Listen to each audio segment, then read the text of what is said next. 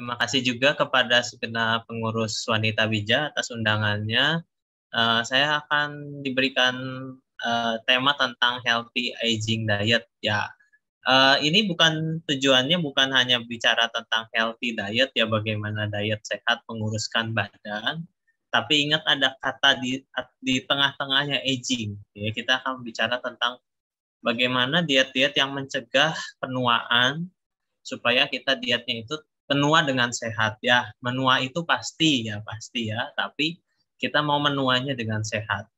Oke, saya izin share screen ya. Sebentar.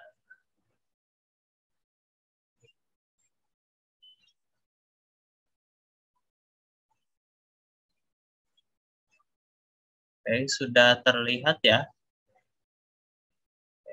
Sudah, Dok. Udah. Ya, saya ada waktu 1 jam, berarti sampai sekitar jam 9 ya, 9 kurang. Oke, kita akan mulai tentang... Sorry, jam 9 waktu Bali itu, Dok. Oh iya, selamat malam semuanya kalau di Bali. Om Swastiastu. Ya, ini sekedar background saya. Jadi saya bertugas di Bali sekarang di Rumah Sakit Umum Kabupaten Klungkung dan di Rumah Sakit Kasih Ibu Gianyar. Okay. Nah, kita akan membahas tentang apa itu aging. Jadi kita harus tahu dulu nih, menua itu kenapa sih kita bisa menua? Kenapa sih kita bisa makin keriput, makin banyak sakit ya. Kalau ibu-ibu biasanya lututnya suka sakit, nah itu salah satu tanda penuaan. Lalu pegel-pegel badan, cepat ngantuk, ya itu salah satu tanda penuaan. Nah, apa itu aging atau penuaan? Lalu kita akan bahas juga bagaimana sih penuaan yang sehat. Ya, kita mau menuju lansia sehat itu seperti apa? Mungkin di sini ada sebagian yang sudah masuk usia lansia, ada juga sebagian yang sedang menuju usia lansia, ada yang jaraknya masih jauh, ada yang jaraknya tinggal sedikit lagi lansia. Nah, kita akan bahas di situ. Lalu kita akan bahas tentang bagaimana diet yang baik di middle age. Nah, ini untuk preventif. Buat yang masih agak-agak panjang menuju lansianya ya, healthy aging diet pada middle age atau parubaya. Dan kita akan bahas juga kalau sudah lansia bagaimana. Nah, itu ada juga. Kita akan bahas healthy aging diet pada lansia ya atau elderly. Oke, kita akan masuk. Materi pertama yang tentang aging atau penuaan. Jadi penuaan itu definisinya proses menghilangnya. Jadi ada sesuatu yang hilang dari tubuh kita. Apa yang hilang? Yang hilang itu adalah kemampuan untuk memperbaiki dan mempertahankan. Ya, memperbaiki apa saja? Misalnya kulit kita ya yang tadinya kalau luka gampang sembuhnya ya. Oh, ini jadi agak lebih susah ya. Lalu mempertahankan. Jadi misalnya hormon kita yang tadinya stabil kok jadi tidak stabil ya. Nah, lalu mempertahankan kekenyalan kulit. Nah, itu salah satunya hilang kemampuannya itu. Dan hilangnya ini bukan secara akut, bukan secara cepat. Kalau secara cepat, kita harus memikirkannya itu sebuah penyakit. Tapi kalau secara perlahan, itu mungkin proses penuaan. Jadi kata kuncinya adalah hilang perlahan kemampuan untuk memperbaiki atau mempertahankan sesuatu yang tadinya normal atau fisiologis. Apa saja yang hilang? Yang pertama dari segi fisik yang sangat kelihatan. Nah, psikologis yang mungkin tidak kelihatan, nanti mungkin bagi orang ahli lain yang akan membicarakannya, dan juga kehilangan penurunan sosial, fungsi sosial. Nah, ini yang biasanya yang kita takutkan kalau kita masuk usia-usia penuaan ya, makin tua. Dok, kalau nanti saya makin tua nanti budak. Budak itu turun pendengarannya, Dok. Lalu blawur ya, ini bahasa Jawa ya, hukum ya. Blawur, rabun ya. Lalu beser. Lalu bingung ya, lama-lama bingung ya, itu orang demensia itu ya, Udah makan belum? Belum. Udah. Belum gitu ya. Taruh kacamata di mana? Nah, itu bingung. Terakhirnya bablas ya, hilang. Ya udah, meninggal ya. Nah, itu yang kita takutkan dan kita mau proses penuaannya ini berjalan dengan lebih sehat ya, tidak menyulitkan orang lain dan juga baik untuk kita sendiri. Nah, kita lihat dulu definisi lansia itu apa. Yang dimaksud lansia itu apa ya? Lansia adalah seorang yang sudah mencapai usia 60 tahun ke atas. Coba di sini yang sudah lansia bisa kasihkan emote atau apa gitu ya. Banyakkah yang sudah masuk usia 60-an? Ibuku malah aja nih. Ya, yang lainnya masih muda-muda ya.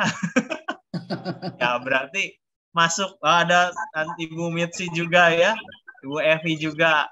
Nah, kalau sudah masuk lansia nanti nyimak di bagian akhir.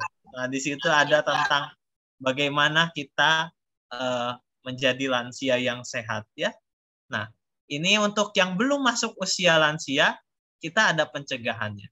Nah, tapi kita balik lagi ke definisi lansia. Ternyata definisi lansia itu berbeda-beda. Di Indonesia itu patokannya 60 tahun. Tapi kalau di luar negeri, itu di WHO secara internasional ada 65 tahun. Jadi berbahagia ini yang kalau masih 60 tahun, kalau di luar negeri masih dianggap masih muda ya, masih belum masuk usia lansia.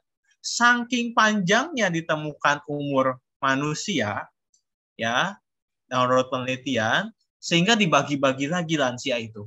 Ada lansia muda, ada lansia paruh baya, ada lansia-lansia, ada lansia paling tua ya sampai umur di atas 80. Ada yang disebut centenarian, ada yang disebut super centenarian. Ya, kita mau masuk yang mana ya itu. Tadi firman Tuhan katakan katanya udah bonus ya kalau di atas 70 itu udah bonus dari Tuhan ya. Nah, ini tentang definisi lansia. Nah, ternyata setelah dikaji, populasi lansia ini harus diperhatikan. Kenapa? Karena kemungkinan besar jumlahnya makin banyak. Ya, bayangkan tahun 2010 itu hanya 7%. Ya, tahun 2025 itu berarti bentar lagi ya, 2 tahun lagi kemungkinan sekitar jadi 12%, meningkat hampir 2 kali lipat. Ya, tahun 2035 sampai 15%. Dan kita harus kalau namanya lansia memang menjadi beban negara bila tidak sehat ya, menjadi beban negara betul, karena untuk membiayai kesehatan itu tidak murah. Kebetulan saya berdinas di rumah sakit pemerintah, jadi sangat memperhatikan sekali beban negara, bagaimana negara bisa mengurus lansia. Kalau lansianya tidak sehat, maka pemerintah pun bebannya sangat besar ya.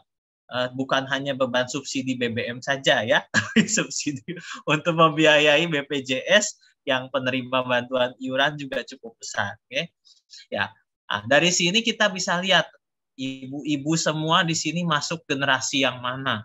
Ini tahun 2010 ya, tahun 2020, sensus penduduk tahun 2020, 2 tahun yang lalu. Penduduk Indonesia sekitar 270 juta jiwa. Nah, yang kemungkinan lansia itu yang generasi baby boomer.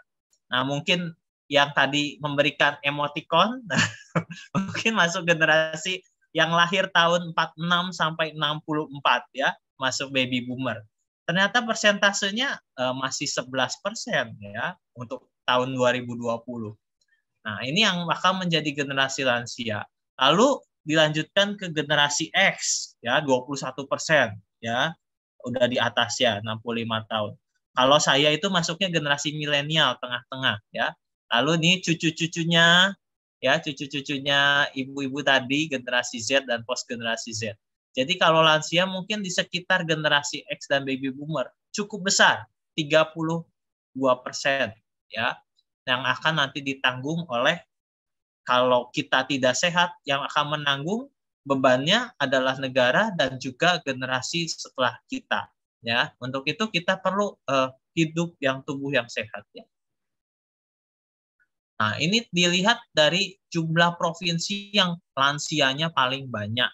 Ya, kalau di tempatnya Ibu Kumala, Ibu Mitsi di Bandung, Jawa Barat ini tidak masuk ya, jadi lansianya nggak terlalu banyak. Memang yang paling banyak sudah terkenal dari dulu daerah Yogyakarta, ya Jawa Tengah, ya banyak kita temukan mbah-mbah di situ sehat-sehat saya lihat. Ya ada juga sih yang kurang sehat saja, ya. Nah ini Jawa Tengah, lalu Jawa Timur, lalu Bali, ya di Bali sini saya juga banyak sekali menemukan ibu-ibu yang usianya sepuh, lalu di Sulawesi Utara, ya di sini jumlah lansia yang paling banyak ya di Yogyakarta. Nah, sekarang kita masuk ke topik kedua. Kita sudah tahu bagaimana itu penuaan dan bagaimana sih sekarang menua yang sehat itu seperti apa, ya.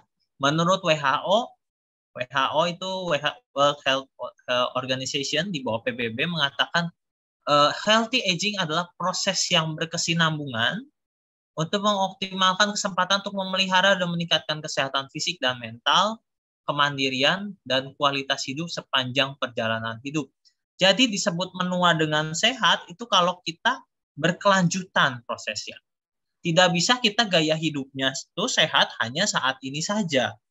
Nah, tidak akan menua dengan sehat ya. Jadi harus berkesinambungan, continuous ya. Nah, yang sehat itu apa aja? Bukan hanya fisik, tapi mental dan mandiri. Ini penting ya. Terutama pada lansia-lansia ya.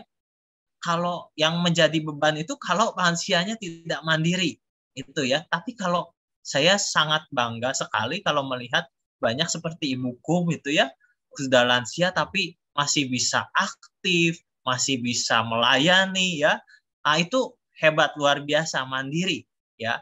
Itu bukan hanya tidak menjadi beban tapi jadi berkat bagi banyak orang ya. Nah, itu berarti sudah masuk healthy aging tadi ya. Lalu kualitas hidupnya yang baik ya, tadi kualitas hidup berbicara tentang bagaimana hidup ini bisa bermakna buat banyak orang sepanjang perjalanan hidup. Nah, dimulai dari mana? Dimulai dari masa usia, memang aging itu dimulai dari sejak lahir sudah menua. Tapi memulai masa perhatiannya itu waktu kapan? Sekitar umur 40 tahun. Harus mulai diperhatikan. Kenapa? Di usia madya lanjut ya. Jadi usia itu ada yang sebelum lansia disebutnya paruh baya itu.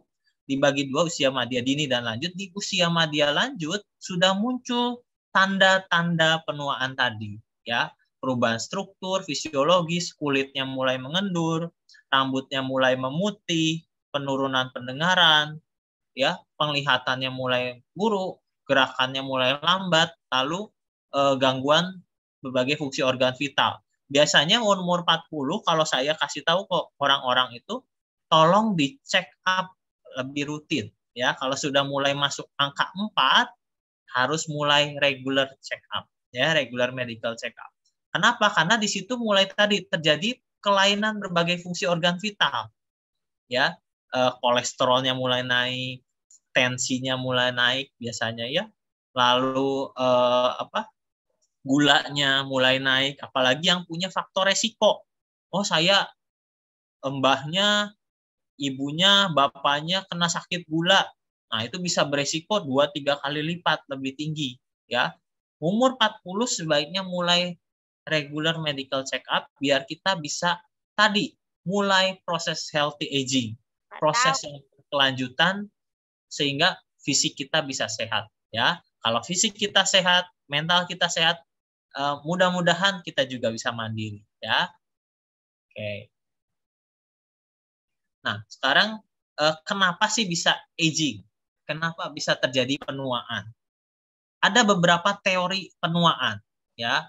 Banyak sekali teori, tapi ada yang terkenal, ini ada 2 saya cuplik saja ya. Yang pertama adalah karena adanya disfungsi mitokondria.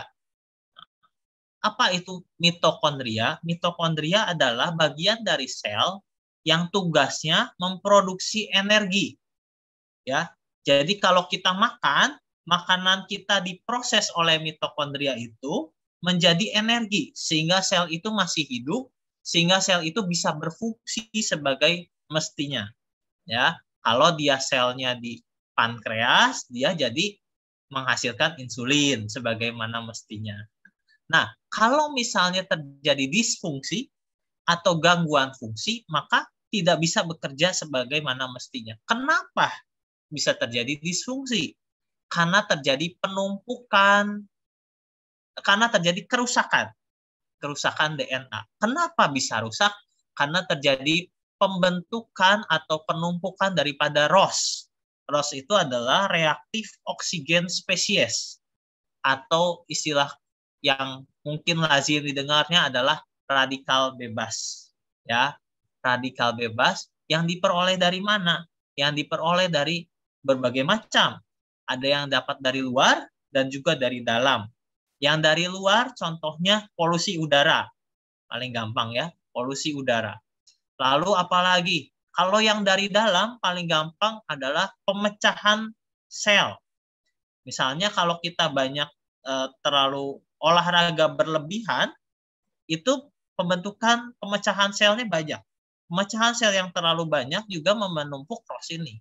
Ya, makanya olahraga yang salah terlalu berlebihan banyak yang meninggal ya. Untuk itu olahraga juga harus benar. Apalagi misalnya orang yang kekurangan makan, malnutrisi, itu juga menumpuk ROS. Ya, menumpuk ROS. Lalu apalagi makan makanan yang tidak sehat. Contohnya makan makanan yang gorengan ya, yang digoreng berkali itu. Nah, itu yang menghasilkan ROS lebih banyak. Ya, makanya makan yang digoreng itu mungkin jangka pendeknya kelihatan di kolesterol, tapi jangka panjangnya kita lebih cepat kelihatan tua ya di sini ya, hati-hati. Nah, yang di sini teorinya ternyata bisa dilawan aging itu dengan tadi antioksidan. Nanti akan kita bahas apa saja antioksidan yang bisa mencegah penuaan ini, mencegah disfungsi mitokondria ini. Mencegah ya, tapi proses itu akan terjadi terus ya, karena proses menua itu tadi menua itu pasti ya. Tapi kita mencegah tidak terlalu berat. Teori kedua yang terkenal adalah namanya teori telomer atau pemendekan telomer. Telomer itu apa? Telomer itu adalah bagian dari kromosom. Jadi kromosom itu bagian dari genetik kita ya, kode genetik kita. Nah, di waktu kita lahir, kita diberikan telomer sepanjang ini. Ya. Nah, teorinya, kenapa sih kita bisa ada penyakit? Kenapa kita bisa meninggal? Karena si telomer ini lama-lama memendek. Wah, kenapa bisa pendek? Karena tadi ada faktor-faktor di sini yang menyebabkan dia pendek. Ya.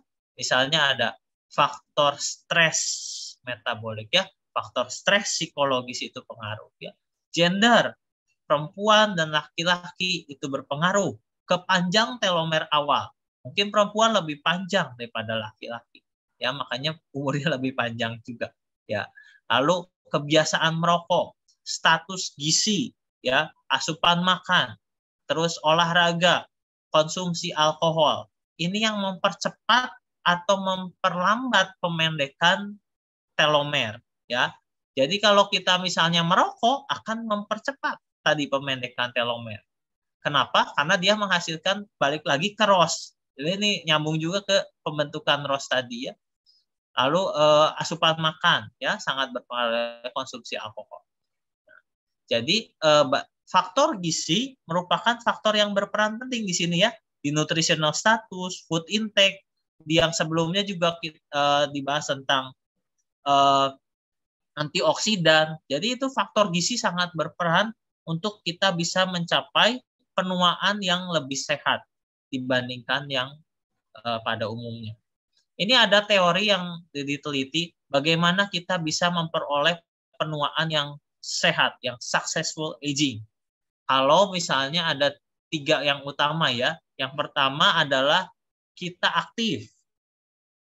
Lalu kita meminimalkan resiko Meminimalkan resiko bagaimana tadi? Regular medical check up. Ya, regular medical check up. Lalu berikutnya lagi adalah kita harus melatih mental kita secara terus-menerus tadi, karena salah satu penyebab pendekatan telomer adalah stres psikologis maupun fisik. Ya, jadi kita harus melatih. Jangan kita diam saja, lalu tidak melatih pikiran kita, tidak melatih kejiwaan kita. Itu juga penuaannya tidak akan berjalan dengan sukses. Dan ini salah satu poin tambahan adalah maximize positive spirituality ya. Jadi faktor spiritual itu juga membantu untuk kita successful untuk aging ya, untuk penuaannya lebih baik. Nah, saya akan membahas satu penelitian menarik. Penelitian ini saya masuk ke materi ketiga, bagaimana mencegah atau mempunyai healthy aging pada orang-orang dengan usia yang masih paruh baya ya, masuk setengah baya.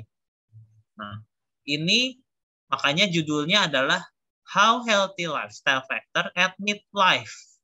Ya, jadi bukan untuk yang sudah kayak buku Mala ya, udah lansia ya, itu sudah terlambat. Tapi buat anaknya Bukum atau ibu-ibu di sini yang masih usianya tadi middle ya, 40-an, 30, 40, 50 untuk mencegah, untuk mendapatkan healthy aging tadi. Ya, diteliti oleh Nathalie Atala dan kawan-kawan di Prancis. Melibatkan berapa subjek? Melibatkan 2.203 subjek partisipan. Diambil dari usia tadi midlife ya, 45 sampai 60, belum lansia. Lalu dia ikuti terus selama 5 tahun. Nah, apa saja yang diteliti? Yang dilihat itu bagaimana kebiasaan makannya, bagaimana berat badannya, menjaga berat badannya, bagaimana dia merokok atau tidak, lalu bagaimana kebiasaan aktivitas fisik dan olahraganya, serta konsumsi alkohol. Karena ini penelitiannya di Prancis, makanya alkohol masuk ya. Kalau penelitiannya di Bali juga mungkin alkohol masuk ya, karena banyak di sini alkohol. Tapi kalau penelitiannya di Jawa Barat, di Jawa Tengah kayaknya enggak ya. Jadi di sini diteliti. Nah, lalu dia membuat kriteria yang disebut healthy aging atau penuaan sehat itu yang seperti apa? Kalau satu, sehat secara fisik, diwakili dengan tidak adanya penyakit kanker, jantung, atau kencing manis. Ya, tidak didapatkan 3 penyakit ini. Lalu tidak didapatkan nyeri-nyeri, pegel-pegel, ya, sakit lutut lah, sakit ini, sakit itu ya. Itu disebut healthy aging ya. Lalu dia masih tidak ada depresi secara mental ya. Tidak ada depresi, sedih-sedih, keinginan bunuh diri dan lain-lain. Lalu dia masih bisa aktif secara fisik dan masih bisa bersosialisasi dengan baik. Diikuti selama 5 tahun. Nah, kita lihat hasilnya. Hasilnya dari 2.203 subjek partisipan, ternyata yang healthy lifestyle, yang healthy aging, mencapai healthy aging yang tadi, hanya 39%. Atau sekitar 800 subjek saja yang yang memenuhi kriteria 5 tadi ya, tidak ada sakit, bisa bersosialisasi, tidak ada depresi, tidak ada nyeri-nyeri ya. Nah, itu hanya cuma 39%, kecil sekali. Ya. Nah, dari 39% ini dilihat apa sih faktor yang paling signifikan menyebabkan dia bisa healthy aging. Nah, di sini kita lihat persen MPART-nya. Di sini persen paling tinggi adalah di poin ini, 16,5%, yaitu not smoking. Kenapa? Karena tadi rokok itu penyumbang radikal bebas paling tinggi. Bukan hanya perokok aktif, tapi perokok pasif. Ya, ini yang menjadi masalah di mana-mana, termasuk di Bali juga sangat masalah ya untuk rokok ini. Mungkin kalau ibu-ibu agak kecil insidensi untuk merokok, tapi bapak-bapaknya yang jadi korban itu perokok pasif ya, karena perokok pasif lebih bahaya jadinya ya. Not smoking. Ya, ini berpengaruh sangat signifikan untuk menjaga healthy aging tadi. Yang kedua apa? Nih, HLI lebih dari sama dengan 2. Lebih dari 2. Jadi kalau dari 5 ini kita punya 2 itu signifikan. Ya. Yang ketiga apa? Kalau kita bisa menjaga berat badan kita dan menjaga kualitas makanan kita. Makanya ini menjadi dasar supaya kita punya makanan yang sehat, asupan gizi yang sehat, supaya kita penuaannya juga sehat. Ya. Oke. Nah, dilihat lagi seberapa banyak sih sebenarnya makanannya, apa aja yang mereka makan ya dari sekian dari 800 subjek itu. Pertama, untuk makanan, ini lihat kilokalorinya ya, sekitar 2000 sampai 2500 kalori jumlah makanan yang mereka makan. Kalau HLI-nya makin tinggi, berarti dia makin banyak komponen sehatnya ya. Dia cuma sekitar 2000 kalori ya. Tidak banyak sekali ya. Indeks massa tubuhnya lihat, semakin ke sini semakin tidak sehat, semakin ke sana semakin kecil indeks massa tubuhnya. Jadi orang yang obes kemungkinan besar tidak akan sulit untuk mencapai penuaan yang lebih sehat dibandingkan yang tidak obes ya. Nah, lalu apalagi dari sisi makanan yang dimakan, lihat di sini. Ini yang signifikan ya, dengan P kurang dari 0,01 yang saya tandai ya. Ini hasilnya signifikan. Protein nabati. Ya, ini yang sering terlupakan. Jadi orang kalau makan tahu, tempe, itu makanan rakyat, makanan tidak ini. Ternyata protein nabati menyumbang untuk healthy aging-nya cukup bagus. Ya, itu juga yang sering saya temui kalau di sini di Bali ini masih banyak sih ya, masih suka kacang-kacangan itu masih suka. Mungkin di sekitar Jawa Tengah gitu mungkin masih ada juga yang nggak terlalu suka ya, tapi protein nabati ini penting ya. Lalu karbohidrat ya. Nah, ini karbohidratnya dilihat di sini. Ada yang ngomong ketogenic diet bagus ya. Misalnya kita persentase karbohidratnya ditekan sampai 20%. Tidak makan nasi sama sekali. Nah, ini dilihat yang makin sehat itu makan nasinya ternyata masih normal, masih sekitar 43-45%. Ya, jadi jangan sama sekali nggak makan nasi. Ya, terbukti yang tidak makan nasi, yang karbohidratnya hanya 30%, juga tidak bagus-bagus amat untuk dia bisa menua dengan sehat. Ya, jadi tidak masalah makan nasi. Saya penganut orang yang makan nasi. Dan yang kedua, biasanya orang yang nggak makan nasi itu tidak akan tahan lama. Misalnya, ya saya mau nggak makan nasi. Paling dilihatlah, setahun biasanya. Udah nggak akan tahan, biasanya bakal makan nasi. Ya. Tapi porsi nasinya yang kita lihat, ya di sini kan hanya 43%. Tidak 70% atau 80%. Ya, itu salah. Tapi kalau hanya 40-50% ya itu masih normal ya. Nah, di sini dilihat ternyata 4 hal ini yang signifikan pada penelitian tadi ya. Dan juga hindari terlalu berlebihan. Terlalu berlebihan itu bisa didapat dari mana? Dari minuman manis dan gorengan. Ya, gorengan ini karbohidrat juga. Saya tidak makan nasi, Dok. Tapi saya makan bakwan, ya sama aja ya. Tempe mendoan sama aja karena sumber karbohidrat dari tepungnya tinggi sekali. Ya, di sini hanya sekitar 43% ya masuk ke balance diet. Cukup. Oke. Nah, ada sedikit khususnya tadi untuk orang-orang yang midlife ya, untuk mencegah supaya penuaannya lebih sehat. Ini ada sedikit video dari Allianz yang cukup bagus. Ya.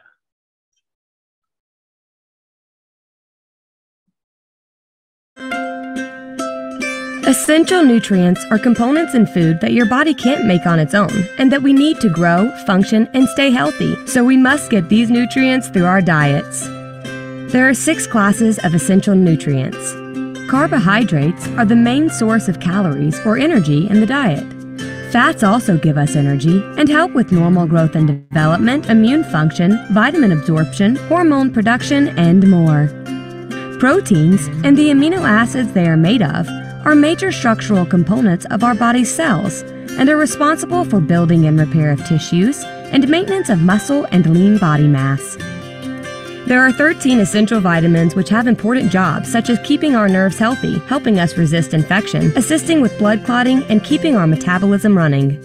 Minerals are only needed in small amounts, but play a vital role in muscle contraction, fluid balance, food digestion, bone building, blood pressure regulation, and more. Water is also an essential nutrient that delivers other nutrients to cells, regulates the body temperature, acts as a shock absorber and lubricant, and helps in the removal of waste from the body. Bioactive compounds are not considered essential because they haven't been shown to lead to deficiencies if they're missing in the diet. However, they may positively impact health. Bioactives are a big part of nutrition research as scientists are trying to better understand and unlock their potential health benefits. Bioactives that you have likely heard of are carotenoids. These colorful plant pigments found in bright red, yellow, and orange fruits and vegetables act as powerful antioxidants and may help prevent some types of cancer and heart disease, reduce the risk of eye disease, enhance the immune system, and more. Resveratrol is another bioactive found in the skin of grapes, blueberries, raspberries, and mulberries that may reduce the risk of heart disease. Flavonols are a part of the flavonoid family that are found in tea, red wine, and cocoa and may positively influence our cardiovascular health. Phytosterols are steroid compounds in plants that may lower cholesterol and improve cardiovascular health. Phytoestrogens, found in many plants including soy and other legumes, are also being studied for their potential in reducing the risk of breast cancer. Healthy eating is important at every age, but the amount of nutrients we need and our body's ability to process them can change over time and depend on your personal health status. As you age, you may need more vitamin D and calcium for bone health, more B12 for brain and blood health, and more fiber for a healthy digestive system. Some people may also need more water as their sense of thirst declines. Your medical conditions or the medications you take may also require you to adjust your diet. It's important to talk with your healthcare team when deciding the best nutrition plan for you, but most people can get the healthy nutrients they need from a well-rounded diet of nutrient-rich fruits and vegetables, lean proteins, and whole grains, such as those recommended in the U.S. dietary guidelines. Some people with deficiencies, certain diseases and conditions, or with evolving nutritional needs at different stages of life may consider dietary supplements to add missing nutrition to their diets. Supplements include vitamins, minerals, herbals and botanicals, amino acids, enzymes, and bioactives. You may be one of the many adults that takes a dietary supplement of some kind, but do you know enough about what is safe and what you can trust? Too often what's popular one day seems to make headlines the next for being unsafe. The Food and Drug Administration that regulates the safety and effectiveness of our drugs and medical devices also regulates dietary supplements, but supplements are not regulated as strictly as drugs because they have been considered to be more like food than drugs. For example, companies don't need to get approval before producing or selling their supplements, and don't have to provide evidence to support their claims about the product before marketing them. There are many safe dietary supplement options out there that can keep you healthy and even improve your health, but there are others that may not be safe for you. This makes being an informed consumer important. When choosing a supplement, talk to your healthcare team about all the prescription and OTC medications you are taking and all of the supplements. They can advise you on their safety as well as how they might interact with your medications. Avoid mega doses of supplements, which may be more than your body needs and even cause you harm. Keep in mind that the term natural doesn't always mean safe. And watch out for claims that seem too good to be true. When searching for information online, turn to trusted sources. Look for authors who are academics, experts in the field, government agency employees, and well-respected members of the medical community. Also look to see if the claims come from studies that have been reviewed by other experts in the field. If you still have questions, ask someone from your healthcare team or visit the Office of Dietary Supplements at the National Institutes of Health. To learn more about what scientists are discovering about the role of nutrition in cardiovascular health, watch Heart Healthy Aging with Nutrition at www.agingresearch.org/nutrition. Oke, ya. Tadi ada beberapa hal yang menarik ya. Jadi bisa ada beberapa hal yang bisa dicatat ya, tadi seperti karotenoid ya, karotenoid itu makanan-makanan yang mengandung berwarna orange itu ya tadi bisa mencegah kanker, bisa mencegah penuaan ya, banyak sekali. Yang kedua bisa resveratrol, itu biasanya dari beri-berian, itu bagus ya. Yang ketiga dari flavonoid ya. Flavonoid itu bisa didapat dari coklat, dark coklat ya. Lalu teh ya, itu bisa. Lalu ada juga fitoestrogen ya. Fitoestrogen itu yang disangka orang makan kedelai nanti jadi kanker payudara. Penelitian yang sudah saya baca dan saya sudah teliti justru menurunkan resiko kanker payudara ya, karena si estrogennya itu menggantikan reseptornya digantikan oleh si fitoestrogen ya, dibandingkan estrogen yang ada. Nah, lalu ada fitosterol ya, makanan-makanan yang lemak yang baik, kolesterol yang baik, itu juga membantu untuk mencegah penuaan. Terus lalu hal yang penting yang di notes tadi adalah satu, hindari suplemen-suplemen yang memang tidak perlu. Kenapa kita yang harus menjaga tadi ya, catatannya karena BPOM sebagai Badan Pengawas Obat dan Makanan itu tidak terlalu ketat untuk memeriksa kandungannya daripada suplemen-suplemen itu. Kenapa? Karena dianggap makanan, udah makanan biasa aja gitu ya. Padahal kalau obat nih ya, obat itu penelitiannya harus ketat, benar-benar terbukti baru bisa kita konsumsi, boleh disebarkan. Tapi kalau suplemen itu tidak. Maka dari itu orang jadi mudah terbujuk. Nah, salah satu tips tadi yang bisa menjaga adalah kita sendiri. Pertama, tadi ya, kita harus kalau mau, saya mau penuaannya sehat, saya mau konsumsi suplemen. Pertama itu kita harus tahu dulu apakah memang kita membutuhkan atau tidak. Ya, kalau tidak membutuhkan buat apa? Ya. Nah, yang kedua, kita harus cari informasi dari yang akademis, yang tepat. Tadi udah ditunjukkan ya, American Society of Nutrition ya, American Academy of Nutrition, ada beberapa banyak sekali, atau ke expertnya, ke ahlinya ya. Jangan dari grup WA. Oh, ini minum daun jati Belanda bagus. Ya, mau langsung konsumsi langsung ya. Minum ini bawang putih bagus. Nah, kita kalau bisa punya ini memang agak kurang di Indonesia ya. Kalau di luar negeri tuh, kalau pasien bule saya tuh pasti cari dulu. Menurutnya ini nggak bisa, ini penelitiannya begini nggak. Ya itu kritis mereka. Kalau di Indo ini WA saja percaya biasanya ya. Oh ini bagus ya, langsung dikonsumsi, langsung dibeli. Hati-hati. Yang ketiga, ya yang menjadi notes tadi adalah jangan sekali-kali kita pakai suplemen yang mega dosis, ya. Ya, semua yang mega, yang terlalu berlebihan tidak baik. Contoh vitamin D, wah kemarin waktu musim COVID, yang 10.000 unit, yang 50.000 unit, yang ada vitamin K2, ya banyak yang seperti itu ya. Wah segala bombardir dari mana-mana, mega dosis vitamin C 1.000 mg. Nah itu apakah baik? Nah itu ya tidak semua baik ya. Hati-hati mega dosis. Yang berikutnya lagi herbal ya. Kita menganggap herbal itu aman, tapi tidak juga ya. Tadi sekali lagi karena BPOM itu tidak terlalu ketat mengatur soal suplemen, maka soal efikasi atau khasiatnya itu tidak terlalu diperhatikan. Berbeda dengan obat. Untuk itu BPOM ya silakan saja diproduksi gitu. Kalau orang mau beli silakan. Hati-hati, tidak semua herbal itu yang diproduksi itu sehat walaupun ber-BPOM. Mungkin kita belum tahu jangka panjangnya apakah memang ada efek samping atau tidak. Nah, itu untuk herbal ya. Jadi tidak semua herbal itu baik juga.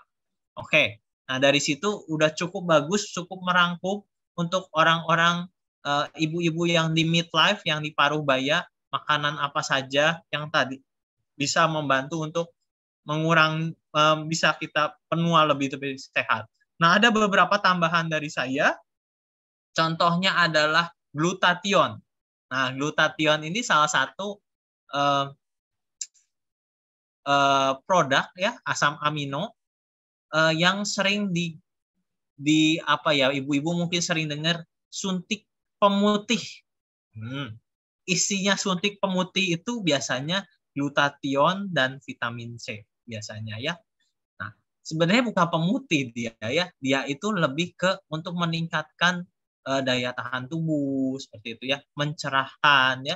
Tapi kalau pemutih ya karena kita kan punya pigmen dari dasarnya seperti itu ya.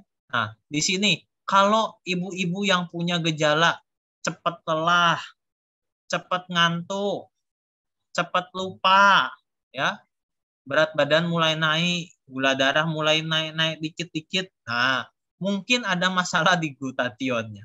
Karena di sini menurut penelitian, glutathione makin tua, makin sedikit defisiensi ya, makin turun jumlahnya. Untuk itu bisa kita cover dengan makanan-makanan yang banyak mengandung glutathione ya. Di sini ada beberapa. Ada apel, ada asparagus ya, ada alpukat, brokoli ya, jeruk, tomat, pir, wortel. Wortel tadi ada karotenoidnya juga ya. Cuman kalau karotenoid, lycopene gitu-gitu, kalau mau lebih keluar itu harus agak dimasak. Jadi tidak bisa mentah ya. Kalau dimasak biasanya lebih keluar ya. Lalu ada bawang putih, yaitu glutathione-nya. Nah, lalu untuk orang-orang ibu-ibu di sini yang gejalanya sudah mulai sakit-sakit badan. Tadi ya sakit badan itu salah satu tanda penuaan. Nah, tanda penuaan. Sakit badan, ototnya lemes, marah-marah, cepat marah-marah, kesinggung dikit marah-marah, kesinggung dikit marah-marah. Bukan karakternya, ternyata karena kurang magnesium. Kita kasih magnesium aja ya. Nah, lalu cepat lelah, capek, ngeluh lagi capek, baru juga pulang pengen dipijat terus kok dipijat terus ya, ternyata kurang magnesium gitu ya. Nah, ini bisa juga masuk juga ke tekanan darah ya, dan juga resiko untuk keropos tulang. Kita bisa tambahkan dari makanan.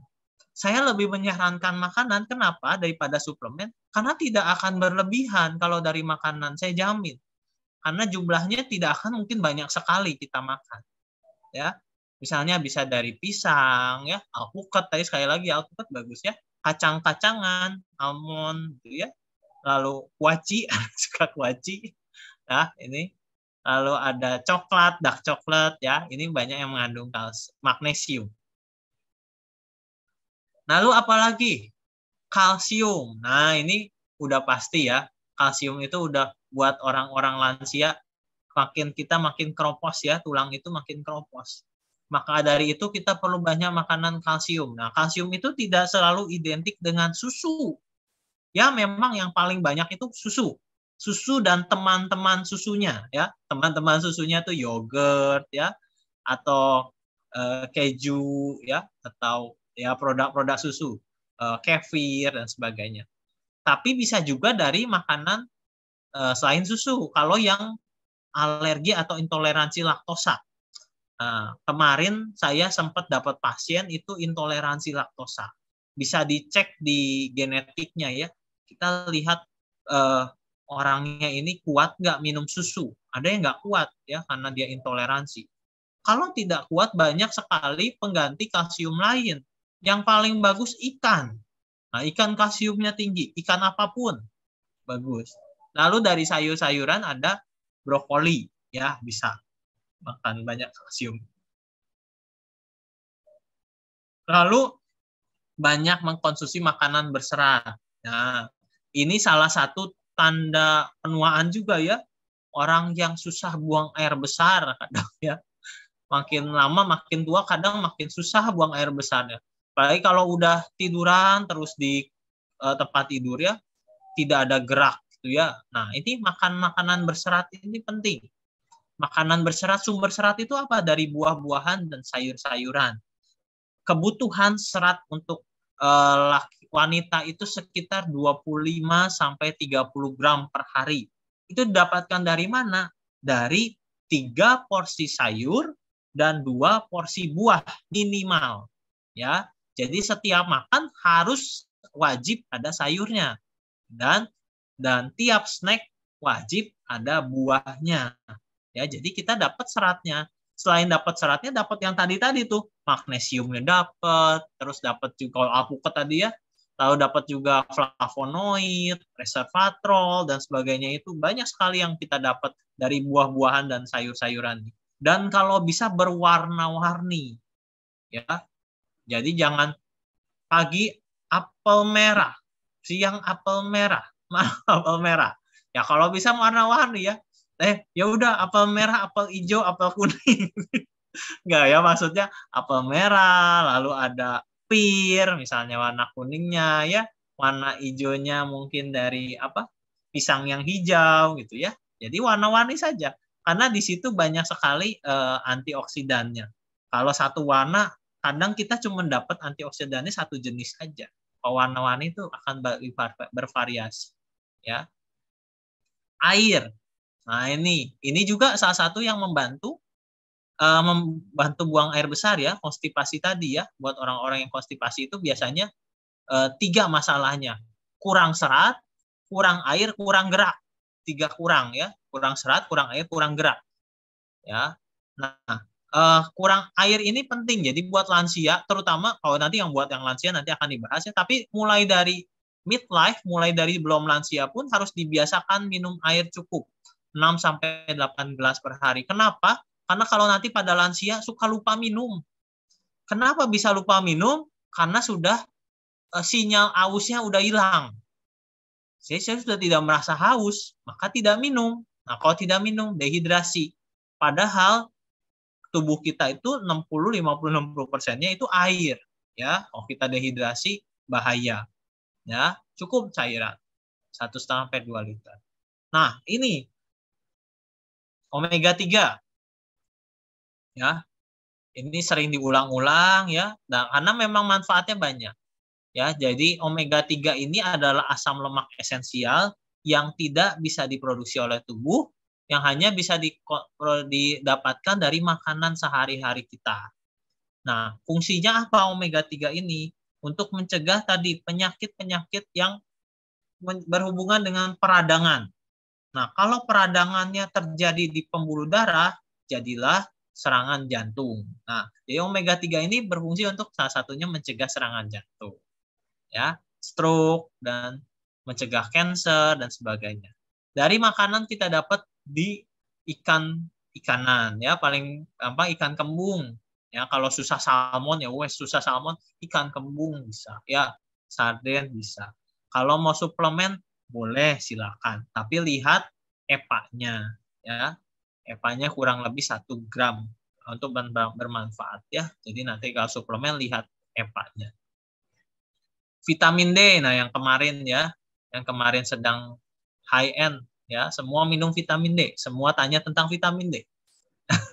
Memang penting karena di Indonesia penelitiannya walaupun kita negara tropis dengan matahari berlimpah, tapi hampir lebih dari 50% orang Indonesia itu kekurangan vitamin D. Gejalanya apa aja? Daya tahan tubuh turun, cepat keropos tulangnya, kalau di ronsen tuh banyak hitam-hitamnya daripada putihnya ya. Cepat lelah, cepat marah, keringat banyak ya. Tekanan darah naik ya, mulai berat badan juga naik. Ini bisa juga berat badan naik. Masalah di saluran cerna. Nah, kondisi-kondisi ini kemungkinan ini akan menyebabkan kita menuanya dengan tidak sehat ya. Untuk itu sumber vitamin D menjadi penting juga ya. Sekali lagi dari ikan kembung ya, ini sangat lagi populer nih ikan kembung. Bisa nanti rame-rame ke supermarket besok masak ikan kembung ya, diapain? Pakai bawang putih ya, ditim atau apa ya bisa ya. Terus kuning telur, ikan sarden ya, susu sapi. Lihat kebutuhannya sekitar 15-20 mikrogram. Tapi sebaiknya kita periksa dulu sih vitamin D-nya. Apakah kita masuk insufisiensi, defisiensi, atau normal. Kalau normal cukup kita cakupan gizi saja 15-20 mikrogram. Tapi kalau memang kita insufisiensi atau defisiensi, ya, nah itu harus suplemen. suplemennya tergantung, bisa 2.000 unit, bisa 5.000 unit, ya. Tapi tidak megadosis, ya. Tidak sampai 10.000, 50.000, 20.000, ya. Itu terlalu berlebihan. Atau kita berjemur, ya, karena Tuhan udah kasih gratis, ya. Bisa jam 9 25 menit atau jam 10. Ya kalau jam 11 sih terlalu panas, ya, dan banyak UVC-nya. Biasanya jam 9 jam 10 lah, sekitar 15-20 menit, ya, itu bisa bagus. Lalu apalagi? Nah ini, kurangi makan makanan yang diproses, ya. Biasanya kalau makanan yang diproses ini bikin kita ngemilnya banyak, karena rasanya enak biasanya, ya. Terlalu sering, terlalu banyak, itu akan menjadi penuaannya bisa lebih cepat. Hati-hati, ya. Maksudnya diproses itu apa? Makanan-makanan yang contoh, ya, anggur. Anggur itu tidak diproses, ya. Tapi kalau sudah jadi kismis itu sudah diproses.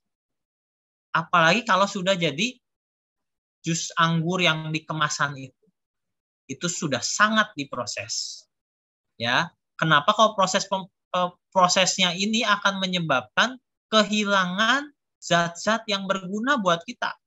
Percuma jadinya yang tadinya anggur baik, jadi anggurnya tidak baik buat kita. Jadi kalorinya tinggi, tidak kenyang, vitaminnya kurang, mineralnya kurang. Ya, contoh lain, gandum. Gandumnya sendiri bentuk gandumnya bagus, tapi kalau sudah jadi roti gandum, itu sudah mulai proses. Ya, apalagi kalau bentuknya sudah tepung terigu, sangat jelek. Ya, jadi kita konsumsinya yang ini minimally proses. Contoh lain nasi merah, ya, atau nasi merah, ya, atau olive oil, ya, olive pasta, olive oil itu termasuk yang diproses loh, hati-hati, ya. Jadi kalau kita memang paling bagus yang natural, ya, bahan-bahan natural, kita bisa dapat naturalnya lebih baik. Cuman kalau buah olive kayaknya kita karena di Indonesia tidak mungkin dapat, ya, jadi mungkin masih olive oil. Tapi kayak misalnya anggur itu kan bisa banyak, ya. Lalu kacang-kacangan itu kita bisa dapat yang naturalnya. Jadi tidak perlu yang diprosesnya. Atau nasi itu kan tidak perlu sampai kita mengkonsumsi tepung beras nasi, ya. Tepung beras itu tidak perlu, ya. Jadi hindari makanan-makanan ini kalau kita mau proses menuanya itu lebih sehat. Lalu apalagi biasa, kurangi GGL, ya, gula, garam, dan lemak, ya.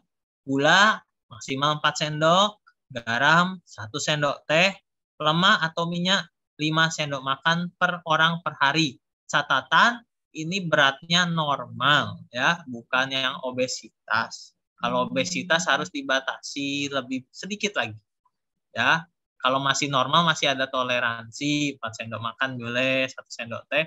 Kalau hindari kue-kue, cemilan, permen, hindari yang tersembunyi, ya. Sosis, ya, dia diproses juga, dia juga banyak garamnya, ya. Margarin, crackers, kecap, ya, saus tomat, micin, ya, lalu kornet, kalengan, keju, ya.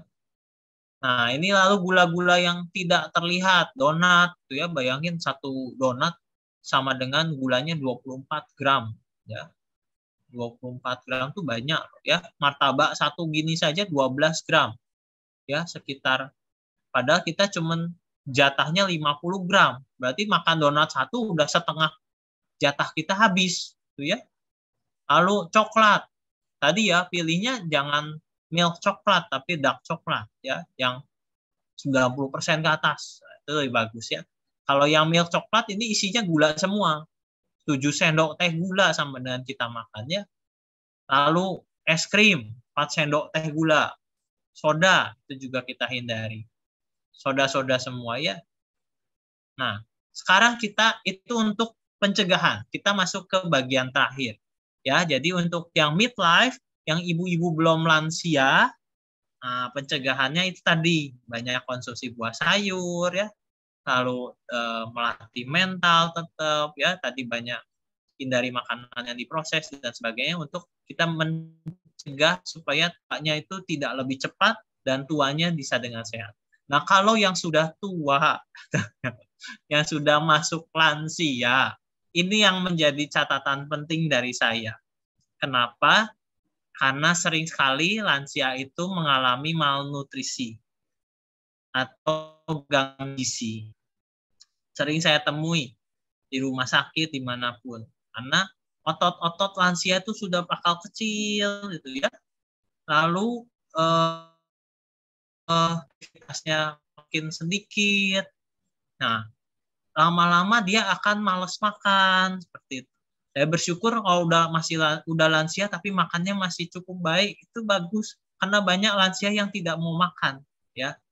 Nah, kenapa jadi bahaya malnutrisi pada lansia ini? Malnutrisi itu kekurangan gizi bisa bikin bingung, sulit BAB, ya. Lalu dia bikin lemes, ya. Ini buat ibu-ibu juga yang punya lansia, ya. Hati-hati kalau sampai terjadi malnutrisi, kopos tulang, ya, sering sakit-sakit. Lalu apalagi masalahnya? Kalau ada luka susah sembuhnya kalau dia gizinya kurang. Lalu apalagi komplikasi penyakit?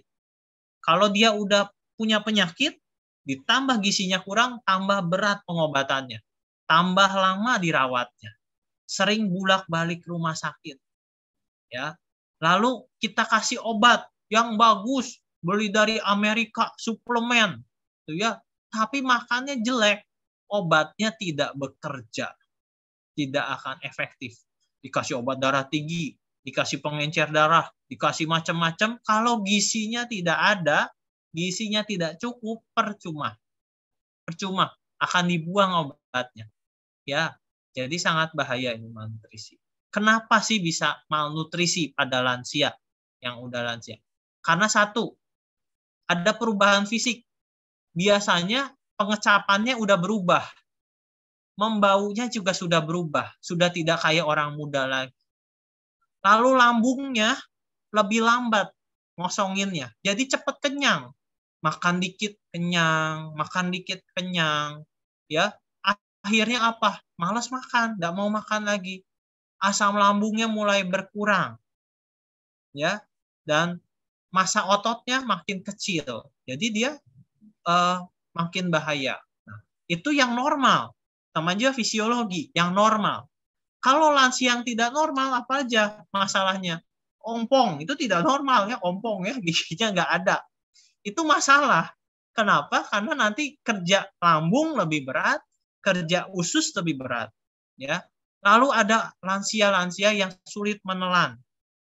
Ini masalah juga, menyebabkan malnutrisi. Ya, nggak bisa makan, karena sering kesedak. Nah, itu masalah itu. Sering kesedak, masuk paru-paru, banyak yang meninggal. Banyak sekali yang meninggal karena ini. Hati-hati, sulit menelan. Lalu ada penyakit. Nah, ini adanya penyakit-penyakit ini bikin nafsu makan lansia kita, yang kita sayangi, kita kasih itu, makin turun. Ada kanker, gagal jantung, bukan hanya secara psikologis, tapi secara hormonal, metabolik, itu di otaknya sudah men-setting untuk tidak mau makan. Nah, dengan seperti itu makin tidak ada gizinya. Kasihan sekali lansia kalau tidak ditolong. Ya, obat-obatan sendiri banyak sekali yang menyebabkan malnutrisi. Ya, obat anti nyeri, dikasihnya anti nyeri, sakit mahnya, dikasih antibiotik, lambungnya sakit, mual-mual, nggak mau makan lagi. Kasihan sekali, ya. Lalu pikun yang tadi, ya, orang demensia, udah makan belum? Udah, padahal belum. Nah, ini sering terjadi pada lansia. Lalu apalagi yang menyebabkan dia malnutrisi? Perubahan sosial. Lansia itu kadang kalau udah semakin tua udah nggak bisa belanja sendiri. Dia mau makan ngandelin anaknya, ngandelin pembantunya. Kalau ada pembantu, ya. Tidak bisa nyiapin makan sendiri. Miskin banyaknya. Tidak mampu menjalankan secara mandiri semua. Dan tidak ada interaksi dengan orang lain saat makan. Ada satu program di rumah sakit yang di swasta ini bagus sekali. Dia ada satu, ya, tanda kutip, ya, panti jompo, tapi bukan panti jompo. Buat orang-orang yang dirawat di rumah sakit. Jadi dia punya rumah sakit bergabung sama dengan yayasan gitu. Dia bagus sekali dengan pemandangan pantai langsung gitu ya. Banyak bule-bule dititipkan di sana. Itu dia diberikan satu caregiver ya. Jadi kalau anak-anaknya tidak sempat merawat, kalau bisa sih anak-anaknya yang merawat. Kalau tidak sempat ya jangan ditelantarkan, kasihan. Bisa ditaruh di tempat-tempat yang memang memperhatikan. Ada caregivernya, mereka berinteraksi dan saya lihat luar biasa. Bagus sekali itu programnya, luar biasa bagus sekali. Nah, ini perubahan psikologis ya. Orang Asia itu biasanya depresi, gampang cemas, sepi karena teman-temannya udah hilang satu-satu ya. Makanya perlu komunitas nih kayak Buku Mala nih, bagus sekali ya, banyak komunitas, banyak temannya. Sedih, stres ya, perasaan tidak nyaman, merasa tidak sehat, seringnya sakit mulu. Kalau saya tuh satu poli dengan poli geriatri, jadi pasien saya banyak sekali juga yang geriatri, yang lansia. Mereka pasti ngeluh. Kalau ke dokter pasti keluhannya dari A sampai Z disebutin semua. Dok, mual. Dok, sakit lutut. Dok, ini. Dok, oh banyak sekali. Merasa tidak sehat. Sangat tidak sehat. Dan dia tidak bahagia. Ya, nah itu bikin orang malas makan seperti itu ya. Oh, udah seperti itu. Nah ini ya, dari semua ini bikin dia anoreksia atau malas makan.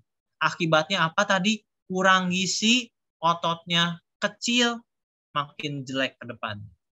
Untuk itu perlu kita tolong.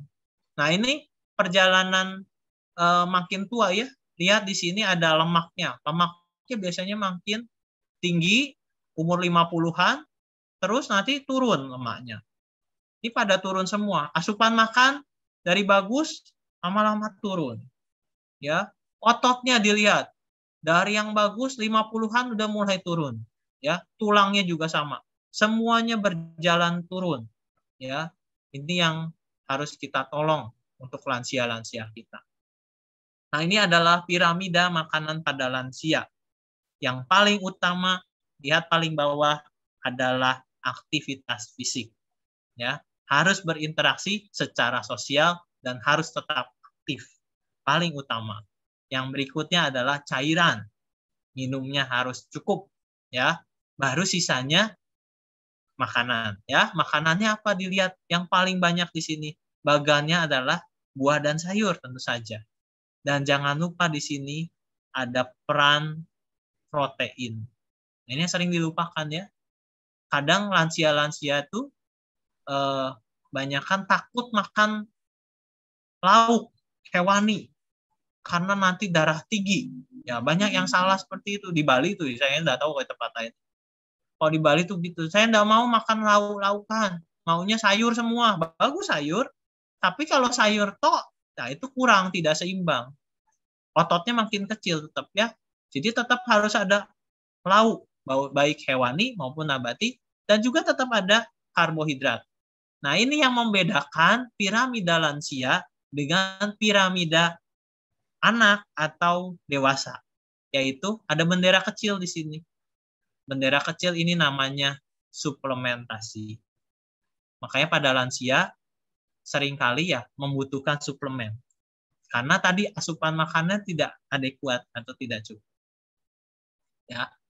Nah, ini kurang lebihnya ya, setengahnya tetap buah sayur tetap paling banyak.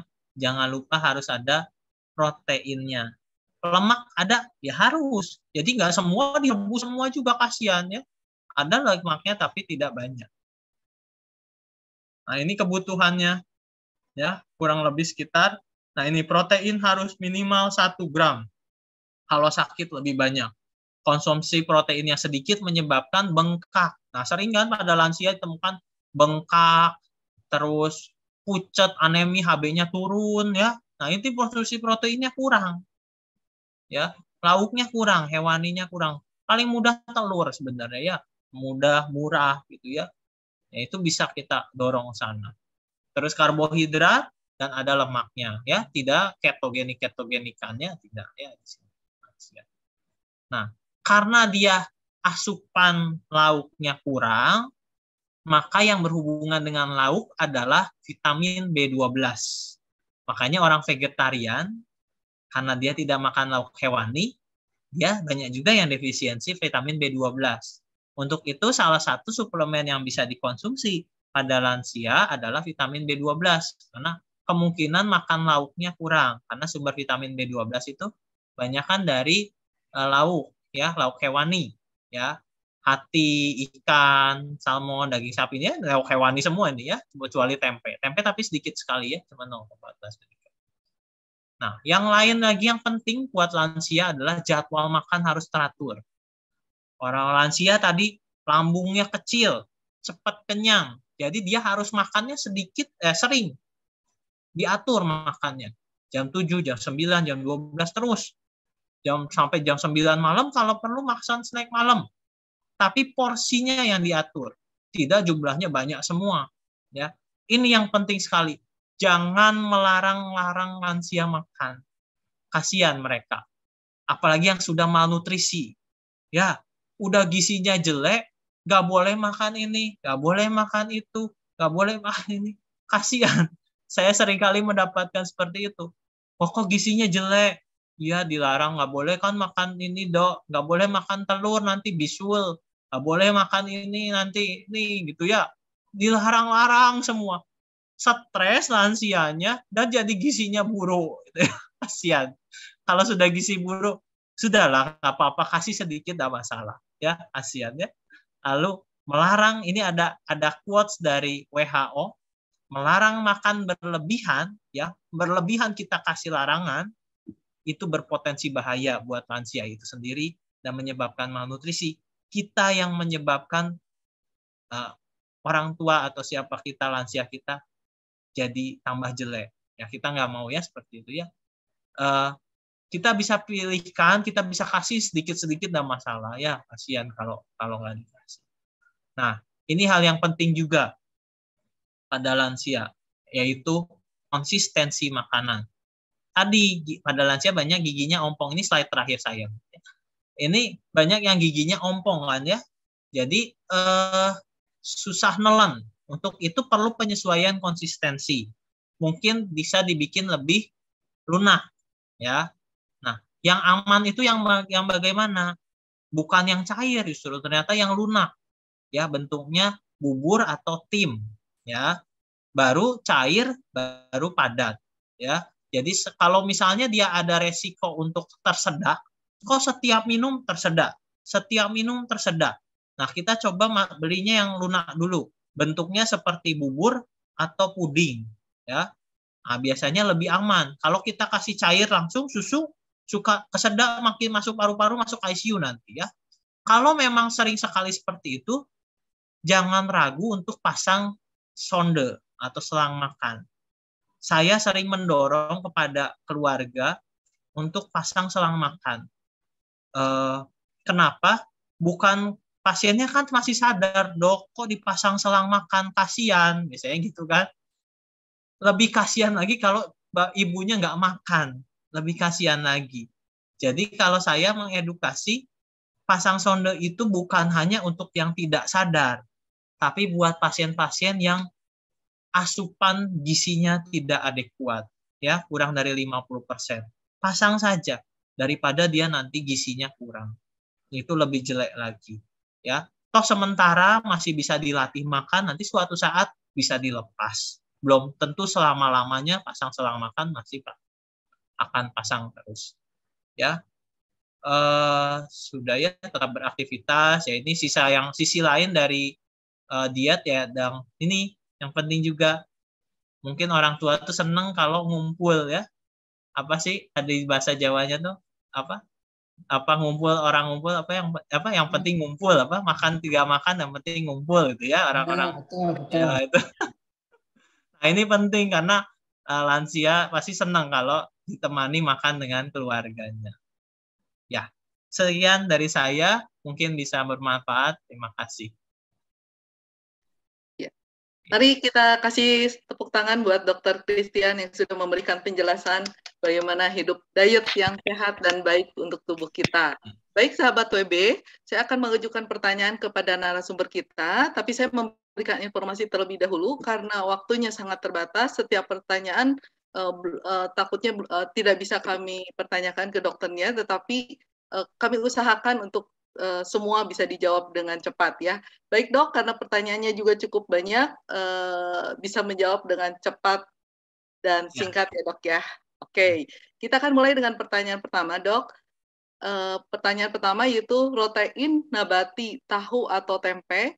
Kenapa seringkali dibilang pemicu membesarnya miom kista sel abnormal pada wanita sehingga menjadi pantangan wanita yang mengidap sel abnormal tersebut. Apakah benar seperti itu, dok? Ya, makasih buat pertanyaannya. Jadi seperti yang tadi udah dibahas ya, penelitiannya itu dia takutnya karena dia fitoestrogen, banyak mengandung estrogen, tapi yang dari tumbuh-tumbuhan. Tapi penelitiannya justru bukan meningkatkan resiko yang saya baca ya, dan tadi juga video tadi berkata, justru dia melindungi, mencegah, menurunkan terjadinya kanker-kanker yang berhubungan dengan peningkatan estrogen. Kenapa? Karena si reseptor estrogennya itu digantikan dari yang tumbuh-tumbuhan tadi, sehingga yang estrogen yang biasa tidak nempel ke organ-organ seperti miom atau kanker dari pembesaran. Memang ini yang menjadi salah kaprah seringkali di Indonesia. Kalau silakan baca penelitian di luar negeri, sudah mengarahnya ke sana. Dulu memang seperti itu. Dulu paradigmanya estrogen makin banyak, makin besar, ya. Karena dia fitoestrogen, makin besar nanti bahaya. Tapi setelah diteliti, namanya juga penelitiannya, ternyata berkebalikan, menurunkan resiko, ya. Jadi tidak masalah. Kalau saya ya. Gitu. Oke, jadi tidak masalah ya dok ya makan tadi tahu tempe. Siap dok. Pertanyaan kedua dok, tolong tanya dok, saya pernah ada dengar dokter yang terkenal juga bilang kalau sudah usia 50 tahun nggak boleh minum suplemen kalsium. Kalsiumnya bisa mengendap di organ-organ tubuh. Menurut dokter bagaimana? Ya. Terima kasih. Begini, masalahnya kalau sudah 50 tahun, nanti kalsiumnya ini berhubungan dengan vitamin D. Orang-orang lansia yang udah di atas 50 tahun jarang, kadang-kadang tidak kena matahari, ya, seringkali. Jadi si kalsiumnya itu tidak digunakan dimasukkan ke dalam tulang. Karena yang bisa memasukkan kalsium ke dalam tulang itu biasanya vitamin D. Nah, kalau tidak ada vitamin D-nya, dia tidak akan masuk ke tulang, bahkan akan dibuang ke saluran kencing, ya, saluran kemih. Nah, itu juga bisa jadi batu kalsium oksalat, kalsium karbonat, batu ginjal, ya. Nah, jadi pertanyaannya apakah perlu suplemen kalsium? Jawabannya lebih baik dicek dulu, ya. Kalau memang kalsiumnya kurang, tidak masalah, ya. Kalau misalnya memang ada osteoporosis, kita bisa cek kan kita dengan bone densitometry, ada resiko ke arah osteoporosis, tidak masalah. Kalau misalnya kita merasa makanan kalsium dari makanan sudah cukup, tidak perlu suplemen, tidak masalah, tidak suplemen kalsium. Ya, jadi yang suplemen kalsium hanya yang ada indikasinya. Satu tadi, kalau osteoporosis, ya, ada secara bone densitometry ke arah sana. Yang kedua, kalau dari makanannya tidak cukup, boleh disuplemen, ya. Yang ketiga, kalau misalnya harus ada vitamin D-nya, ya. Kalau tidak ada vitamin D-nya ya jangan, ya. Nah, itu kalau ada vitamin D-nya tidak masalah suplemen kalsium. Itu ya jawabannya. Jadi boleh atau tidak tergantung. Kalau misalnya kalsium dalam darahnya cukup sih tidak perlu ya. Menurut saya, kecuali kurang. Oke, jadi bagusnya mendingan medical check up dulu aja ya dok ya? Betul, dicek dulu. Jangan semua langsung blind gitu ya. Oke. Kalau nggak dari makanan aja paling aman. Ya, siap dok. Baik, pertanyaan selanjutnya dok, apakah program diet bisa dilakukan orang yang memiliki sakit MAH atau asam lambung akut? Adakah makanan yang perlu dihindari agar asam lambungnya tidak meningkat? Ya. Nah, definisi diet dulu apa? Diet itu bukan tidak makan ya. Seringkali orang ngomong diet, makanya identiknya tadi pertanyaannya dengan kalau diet boleh nggak buat orang sakit MAH? Diet itu bukan tidak makan. Diet itu adalah mengatur makan. Jadi apakah boleh buat orang sakit MAH? harus mengatur makan. Justru orang sakit mah harus diatur makanannya supaya makanannya teratur. Karena dalam pengaturan makan atau pengaturan diet, apalagi yang seimbang, healthy diet, tadi jadwal makannya tuh padat. 3 kali makan, 2 kali snack, bisa ada 1 kali snack malam. Tapi porsinya yang kita atur. Jadi apakah boleh sakit mah? Ya boleh, harus malah ya. Jangan enggak. Ya seperti itu. Oke. Lanjut ya dok, makanan Ya. apa yang baik untuk menurunkan kolesterol katanya dok? Nah, kolesterol. Nah, kolesterol tuh ada banyak sih sebenarnya ya. Kolesterol apa dulu? Total, HDL, LDL, atau trigliserid. Nah, kalau kolesterol secara umum, ada berapa fitosterol tuh bisa ya untuk bantu untuk nurunin.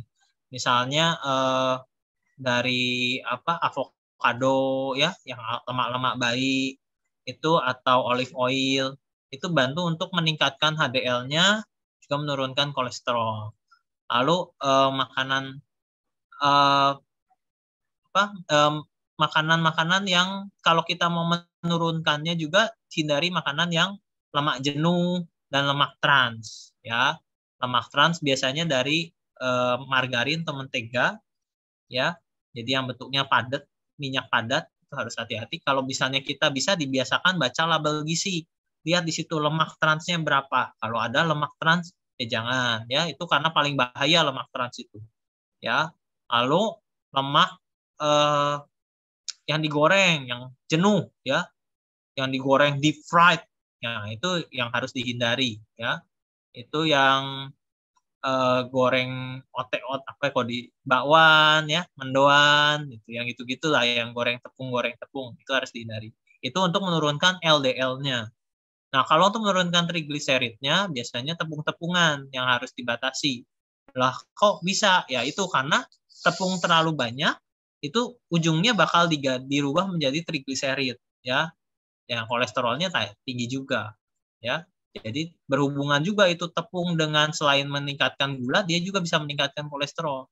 Tepung-tepungan itu ya, kue-kuehan, seperti itu. Ya. Jadi dok, kalau kita kan perempuan biasanya sukanya ya itu dok, goreng-gorengan. Tapi kalau gorengan di luar kan emang minyaknya terus dibakar terus ya dok ya. Kalau misalkan menggorengnya di rumah sendiri, itu tetap menimbulkan kolesterol juga atau gimana dok? Kalau jumlah lemaknya minyak yang dipakai menggorengnya berlebihan bisa. Oke. Jadi ya. Kadang kalau ke saya itu kalau diet saya ukur sekali makan cuman boleh minyaknya pakainya berapa sendok teh.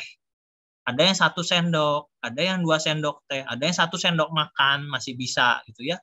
Nah itu jadi dia akan mengukur 1 sendok makan untuk goreng tahu 1, gitu. Bukan di deep fried. Kalau di deep fried ya banyak sekali yang masuk ya, bisa berapa banyak sendok itu di situ ya. Ya hati-hati karena jumlah kalorinya cukup tinggi untuk lemak. 1 sendok teh itu 50 kalori setara dengan mungkin 3-4 sendok nasi ya. 1 sendok teh minyak ya. Bayangkan kalau di fried itu berapa banyak yang kita makan. Padahal kita nggak makan nasi. Tapi makan yang gorengnya sampai digoreng rendam itu ya, itu sama aja. Ya, terima kasih dok. Pertanyaan selanjutnya dok, untuk penderita kolesterol dan diabetes, apakah semua buah-buahan aman untuk dikonsumsi? Tidak. Kalau buah itu beda dengan sayur ya. Kalau sayur aman, semua bebas, silakan dikonsumsi. Tapi kalau buah yang terlalu manis, yang terlalu matang, itu gulanya tinggi. Ya. Jadi kalau untuk diabetes ya jangan makan yang buah-buahan yang terlalu manis sama matang. Ciri-cirinya buah yang bagus itu yang apa? Kalau airnya banyak. Kandungan airnya banyak. Ya. Contohnya apel, melon, ya banyak ya airnya. Lalu pir, ya, jambu air, belimbing. Kalau yang jelek apa? Durian, ya, enggak ada airnya, ini sedikit sekali ya. Lalu mangga, nah manis sekali rasanya. Nanas, yang manis sekali rasanya, yaitu agak dihindari. Jumlahnya juga pengaruh ya. Kalau makan apel bagus, makan apelnya 5 biji ya sama aja, gitu ya. Itu juga harus dilihat. Disambung dok, kalau metode pembuatan klasik enzim dari buah-buahan yang difermentasi dok, apakah itu rekomen untuk diminum? Ya, tujuannya itu untuk apa ya? Kita klasik enzim itu tujuannya buat apa? Semua tadi diminimalisir segala sesuatu yang diproses. Tadi kan ada ya proses pemfermentasian itu termasuk yang diproses. Jadi apakah lebih baik saya makan anggur atau anggur yang sudah difermentasi? Nah, lebih baik anggur. Karena minimal proses kita dapat manfaatnya jauh lebih banyak. Nah, kecuali nih pasien-pasien yang tadi susu, misalnya ya, susu itu kita intoleransi laktosa. Laktosanya kita tidak bisa masuk karena suka mencret tiap minum susu atau suka kembung tiap minum susu. Nah, proses fermentasi ini membantu pencernaan si laktosa itu. Jadi biasanya akan lebih gampang. Jadi tidak ada gejala-gejalanya. Tapi manfaatnya tetap kita dapat walaupun tidak sebesar manfaat susu kalau bentuknya natural. Jadi apakah klasik enzim dari buah ini bagus? Tujuannya dulu buat apa ya? Kalau hanya untuk nambah-nambah vitamin, mineralnya, itu ya, atau membantu pencernaan di saluran cerna, ya lebih baik yang natural ya daripada yang sudah difermentasi karena semua yang diproses itu jauh lebih kurang bagus daripada yang natural. Berarti termasuk ikan sarden, makarel, tuna, yang kalengan juga ya dok ya? Betul, akan beda. Garamnya juga banyak, natriumnya banyak, ya. Jika pengawetnya, fosfatnya juga tinggi. Hati-hati buat orang yang gagal ginjal tuh, hati-hati tuh yang kalengan seperti itu. Oke, jadi tadi ada yang tanya itu boleh tapi nggak boleh terlalu banyak kali ya dok ya, kalau emang tidak ada masalah dengan ginjalnya ya dok ya? Saran saya sih lebih baik yang segar. Oh. Saran saya tetap lebih baik yang segar. Oke. Baik, dilanjut dok. Apakah benar buah kolang-kaling untuk bisa mengobati sakit lutut dok? Ya, gini. Sakit lutut itu kenapa sih bisa sakit lutut? Karena kolagen yang ada di dalam lutut atau minyaknya ya pengisi oli lututnya habis kan. Ya. Nah, si oli karena si ibarat dia melihat kolang-kaling itu banyak kolagennya, banyak seperti untuk emulsi buat dari lututnya itu, maka banyak bagus. Nah, tapi ingat kalau kolang-kaling kita makan itu akan diproses dulu, dicerna dulu, tidak dari kolagen di situ tiba-tiba jadi kolagen juga di lutut gitu. Tidak seperti itu ya. Jadi apakah bagus atau tidak ya sama aja, dia masuk golongan buah-buahan ya. Jadi apakah harus? Tidak juga ya. Kalau memang untuk lutut butuh untuk nambah olinya lagi ya disuntik biasanya ya, paling langsung pasti. Nah, kalau kita lewat makan, bahkan obat-obatan yang buat sakit lutut tuh yang buat nambah olinya lutut itu ya itu juga akan diproses dulu, dicerna, dan tidak akan langsung jadi untuk membantu menambahkan si olinya langsung gitu. Jadi menurut saya sih enggak, itu mitos ya. Enggak seperti. Iya. Jadi mitos ya dok ya. Oke, pertanyaan lagi dok. Kalau susu mana yang lebih baik, yang bubuk atau yang cair dok? Nah, susu bubuk atau yang cair tergantung kandungannya apa ya. Kalau susu cair rata-rata UHT ya. UHT itu ada macam-macam juga ya. Ada yang diprosesnya ultra high itu yang diproses sekali sampai proteinnya rusak itu ya, hati-hati ya UHT. Ada juga yang lebih segar ya setahu saya. Nah, dilihat juga kalau bubuk juga macam-macam.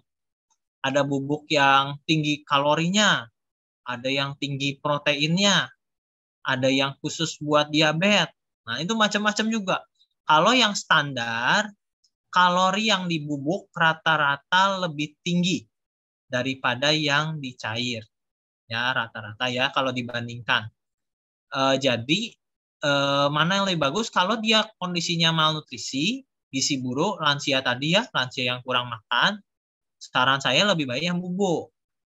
daripada yang cair. Nah, kalau hanya buat anak-anak misalnya ya, yang tidak perlu kalori yang sampai berlebihan, protein tidak perlu berlebihan, yang UHT masih boleh. Ya, hanya untuk nambah-nambah pengganti telur gitu, dimakan ya. Ya, yang bubuk itu buat yang menambah, disebutnya kita oral nutrition supplement, buat tambahan energi, ya, tambahan kalori, tambahan protein. Oke, baik. Pertanyaan selanjutnya, Dok. Apakah kolesterol trauma LDL itu turunan? Karena saya umur 30-an sudah ada kolesterol LDL tinggi 160, tapi HDL dan trigliserida rata-rata di bawah batas atau normal, hanya LDL-nya saja. Atau ada makanan apa yang bisa menurunkan, katanya, Dok? Apa yang turunan tadi? Trigliserid. Kolesterol LDL-nya tinggi ya, Dok? Oh, Turunan kolesterol. gitu. Faktor genetik ada sekitar 30%-an ya. Tapi kalau LDL lebih banyak karena asupan makan. Ya, jadi tadi yang dimaksud yang digoreng ya, di deep fried, ya lemak jenuh, kue-kue, bolu-bolu itu ya, cracker, biskuit itu lebih banyak penyumbang ke LDL-nya. Nah, itu juga trigliseridnya normal ya. Kalau trigliseridnya normal berarti tinggal LDL-nya aja nih. Kalau LDL lebih PR-nya lebih di gorengan, biasanya seperti itu. Gorengannya aja agak dikurangi. Oke. Pertanyaannya selanjutnya, Dok. Mau tanya, Dok, bagaimana cara menyeimbangkan hormon, katanya, Dok? Menyeimbangkan hormon. Nah, berarti ada masalah hormon ya, tidak seimbang hormonnya. Iya. Penyebab tidak seimbang hormon itu apa dulu harus dicari ya. Apakah masuk masa premenopause ya, seringkali tidak seimbang hormonnya, atau memang lagi ada masalah penyakit, ada juga ya, misalnya ada kista ovarium ya, ada kista, ada beberapa penyakitnya, itu harus dicari dulu. Kalau penyebabnya bukan penyakit, kalau hanya premenopause saja, ada makanan khusus nggak? Tidak ada sih sebenarnya. Cuman kalau kita mau mengurangi kolesterol mungkin lebih baik ya. Jadi karena hormon itu diproduksi dari lemak. Ya, kalau lemaknya kita kurangkan ya, tadi goreng-gorengannya dikurangi, lemak-lemak jenuhnya dikurangi, pasti akan membantu. Tapi apakah ada makanan khusus untuk menstabilkan? Tidak ada. Oke, berarti menjaga makanan aja ya, Dok? Iya. Oke, lanjut, Dok. Saya umur 46 tahun dengan hasil SGOT, SGPT-nya lebih sering jelek daripada bagusnya. Saya ingin bisa stabil tapi susah. Sebaiknya suplemen apa yang bagus untuk saya konsumsi? Lalu saya ingin tahu juga jika tepung terigu diganti dengan mocap, apakah lebih baik? Oke. Tadi ya, kalau SGOT, SGPT itu harus dicari dulu kenapa bisa naik ya. Kalau seringnya kondisinya ini nggak apa? Dia gemuk nggak? Obesitas nggak? Kalau misalnya dia obesitas, dia itu seringnya fatty liver. Nah, kalau fatty liver juga dilihat berapa tinggi SGOT, SGPT-nya. Kalau misalnya 2 kali lipat, 3 kali lipat, baru bermakna. Kalau misalnya cuma 45, 50, 55 ya, itu biasanya nggak terlalu signifikan maknanya. Ya, SGPT-nya terutama dilihat. Nah, bagaimana makannya untuk mengurangi itu ya bisa dengan tadi sumber fatty liver tadi, sumber lemaknya dan sumber tepungnya tadi dikurangi. Biasanya dengan kita diet, obesitasnya turun, berat badannya turun, fatty livernya juga akan turun. Kenapa ini akan bahaya?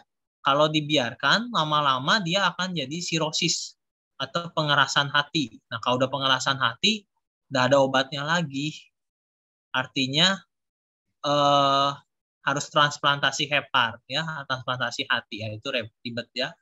Karena kalau sudah sirosis nanti ujungnya ke sana kalau kita tidak perhatian soal itu. Nah, terus soal tepung diganti mocaf, ya.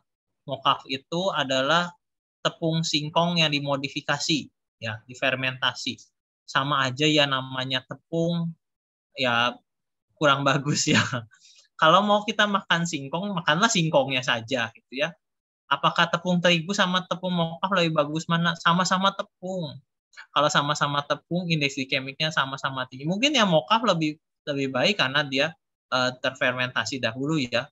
Ya sama dengan tadi roti gandum utuh dengan tepung terigu. Kan lebih mending roti gandum utuh. Ya ini sama dengan mokaf itu agak lebih mending daripada tepung singkong tapioka aslinya. Tapi apakah yang paling baik? Bukan. Yang paling baik ya singkongnya sendiri, atau kalau misalnya tadi gandum, ya gandum utuhnya itu yang paling baik. Ini sama aja sih. Lebih baik sih hindari tepung-tepungan. Oke, jadi menghindari tepung ya tetap. Ya, Dok, bagaimana caranya meningkatkan metabolisme? Meningkatkan metabolisme. Nah, ini biasanya pertanyaan udah orang yang sudah coba diet biasanya. Udah coba diet kok nggak turun-turun. Atau udah masuk fase plateau. Plateau tuh dia udah turun banyak tuh stuck gitu ya. Nah, dari 90 turun ke 81 terus 81 terus. Kok nggak turun-turun lagi. Nah, ini kita harus dinaikkan metabolisme, kata coach-nya banyak ya. Saya punya coach ngomongnya harus dinaikkan metabolismenya ya gitu ya. Nah, caranya meningkatkan metabolisme ya itu tadi ya, keseimbangan energi. Jadi memang harus intake atau asupan makan dengan kebutuhannya harus seimbang. Kalau salah satunya asupan makannya sudah ditekan kok belum masih turun, berarti metabolisme harus dinaikkan. Caranya satu, olahraga, mau nggak mau ya. Jadi olahraga itu juga dibagi dua. Ada olahraga aerobik dan olahraga anaerobik. Kalau dia anaerobik, dia tujuannya untuk membentuk otot, membentuk mesin-mesin. Jadi kita punya mesin-mesinnya itu caranya dengan olahraga anaerobik atau olahraga angkat beban. Nah, caranya meningkatkan metabolisme, kita kalau ototnya kecil, kalau merasa ototnya kecil, atau kalau bisa ditimbang ototnya kecil, ya kita harus besarin dulu ototnya. Caranya olahraga angkat beban. Kalau olahraga angkat beban, ototnya sudah banyak, kita panasin mesinnya dengan cara olahraga aerobik. Nah, tapi dua-duanya bisa berjalan bersamaan. Jadi untuk meningkatkan metabolisme, bagaimana olahraga aerobik dan anaerobik itu yang paling alami. Ada juga dengan obat-obatan sebenarnya, tapi banyak efek samping. Jadi saran saya tetap dengan itu saja, olahraga saja. Oke, selanjutnya Dok, apakah boleh orang tua usia 84 tahun yang demensia diberikan susu protein untuk mencukupi gizinya, komposisinya karbo, protein, dan seratnya bagaimana Dok? Ya, nah orang yang demensia ya. Nah sekarang kalau biasanya kalau orang demensia kita harus recall dulu makanannya sehari-hari seperti apa.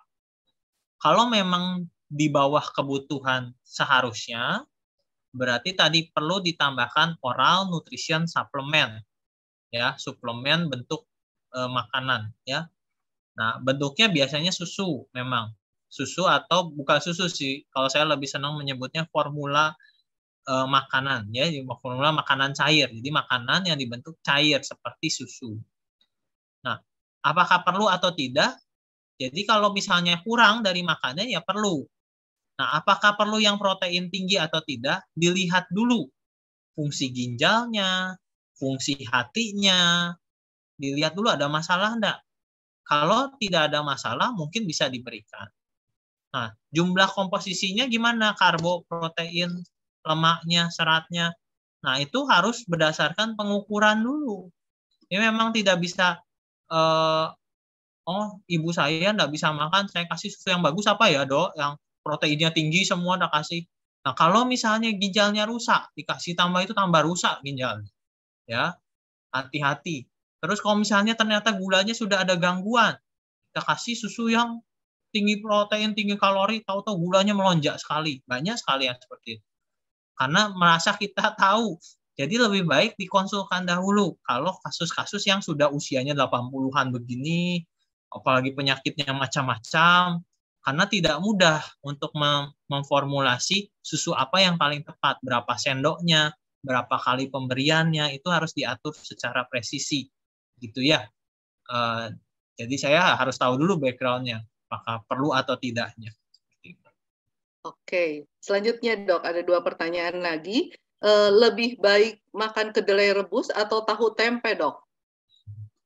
Ya, tadi rebus, tahu, tempe itu kan masuk yang diproses ya sebenarnya. Tapi lebih baik mana? Ya lebih baik kedelai rebus ya, kedelai rebusnya. Tapi kalau nggak suka, banyak juga yang nggak suka, ya boleh juga tahu tempe, tidak ada masalah. Tempe itu juga kan hasil fermentasi, masih bagus kok untuk dikonsumsi, proteinnya masih cukup bagus, tidak terlalu rusak.